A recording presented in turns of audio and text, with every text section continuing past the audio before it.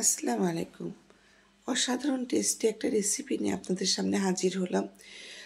চলছে পবিত্র রমজান মাস, আর এই রেসিপিগুলো আমাদের খুবই প্রয়োজন। আর আমি এখানে ছোটোখাটো কোনো ভিডিওগুলো কালেক্ট না করে সরাসরি রান্না করছি, সেটাই দেখিয়ে দিচ্ছি আপনাদের। জাস্ট কীভাবে রান্নাটা করব সেটাই দেখিয়ে দিচ্ছি।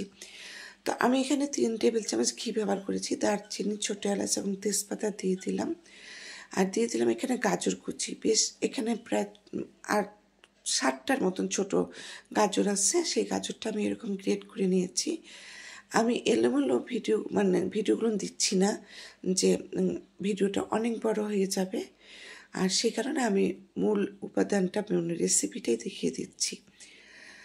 গাজরটা একটু ভেজে নিয়ে আমি এখানে বিটরুট দিয়ে দিচ্ছি। এখানে 3টা বিটরুট আছে, আর বিটরুটটাও কিন্তু আমি এরকম গ্রেট করে নিয়েছি। রাব্বুল আলামিন এই বিটরুটের মধ্যে যে কী দিয়েছেন, সুবহানাল্লাহ।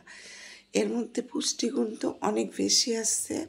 এর মধ্যে উপাদান মানে কালারটার যে কথা বলছিলাম, যে এই কালারটা দেখলে তো সত্যি ড্রাগন ফল আর বিটরুটের কালার অতুলনীয়। তো একটু ভেজে নিয়ে আমি এখানে চিনি দিয়ে দিলাম। আর চিনিটা অবশ্যই আপনাদের টেস্ট অনুযায়ী দিবেন। কেউ একটু কম মিষ্টি খায়, কেউ একটু বেশি মিষ্টি খায়, সেটা সম্পূর্ণ আপনার উপর নির্ভর করে। তো চিনিটা দিয়ে আমি একটু ঢেকে দিলাম, সেদ্ধ হয়ে যাবে। যেহেতু এটা আমি হালুয়া করব, আমি কিন্তু আরও কুচি করে নিতে পারতাম, কিন্তু আমি এইভাবে নিয়েছি, এটাই ভালো লাগলো, আমার কাছে ভালো লাগে। তো এখানে দিয়ে দিলাম আমি ক্রিম একটু। তো ক্রিমটা কীভাবে করেছি সেটা বলে দিচ্ছি। আমি একদম ঘন দুধ, 1/2 লিটার দুধ চালিয়ে আমি 1 কাপ করেছি, আর 1 কাপ হলো গুঁড়ো দুধ একসাথে ব্লেন্ড করে নিয়েছি, আর সেটাই এখানে আমি ব্যবহার করছি। তো সেটা দিয়ে আমি এরকম ঢেকে দিলাম।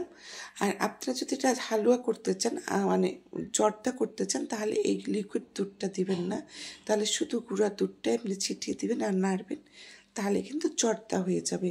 আমি একটা রেসিপির মধ্যে কিন্তু 2টা রেসিপির বলে দিচ্ছি আপনাদের। 1 নম্বর হলো জর্দাটা যখন করবেন তখন এরকম লিকুইডটা দিবেন না।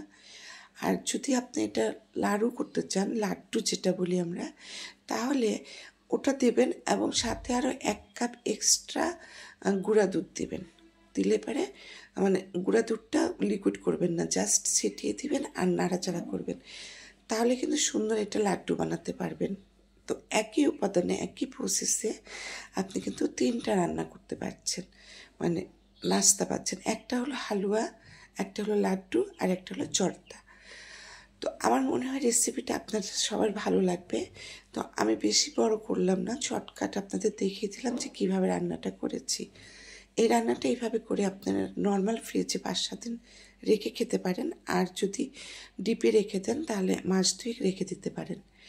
রমজান মাসে আমরা কিন্তু বেশি সময় দিতে পারছি না ভিডিওতে। তো সবাই সবার সাথে থাকবেন, যতটুকুই থাকবেন পুরো ভিডিও দেখবেন। সবাই ভালো থাকবেন। আল্লাহ হাফিজ।